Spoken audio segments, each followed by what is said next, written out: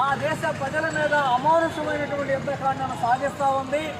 పశ్చిమాసియా ప్రాంతంలో ఉన్నటువంటి ఆయిల్, గ్యాసు నిక్షేపాలు, వాటితో పాటు భూగర్భంలో ఉన్నటువంటి ఖనిజాల మొత్తాన్ని కాజేసేదాని కోసం, వాటి మీద పెట్టడం కోసం అమెరికా సాగిస్తున్నటువంటి దుష్ట నీతిలో భాగంగా ఇజ్రాయెల్ యుద్ధానికి పాల్పడుతూ ఉంది. ప్రపంచంలో ఈరోజు అనేక దేశాల మీద తన పెత్తనాన్ని సాధించేదానికోసం అమెరికా అనవసరంగా యుద్ధాన్ని రెచ్చగొట్టి ప్రశాంతంగా ఉన్న ప్రజల మధ్య చుట్టురేపి ఇటువంటి ప్రయత్నాలు చేస్తూ ఉంది. ఈ దాడుల్ని, ఈ యుద్ధాన్ని ప్రజలందరూ కూడా ఖండించాలని చెప్పి మేము కోరుతా ఉన్నాం. అంతేకాదు, యుద్ధాలు జరిగితే ప్రపంచానికి జరిగేటువంటి అరిష్టాల్లో ప్రధానంగా భారతదేశానికి ఈరోజు దేశంలో వాడుతున్నటువంటి పెట్రోల్ కానీ, డీజిల్ కానీ, గ్యాస్ కానీ, కిరోసిన్ కానీ ఇటువంటి ఆయిల్ అంతా కూడా మనం పశ్చిమాసియా దేశాల నుంచి, ఇరాన్ నుంచి మనం దిగుమతి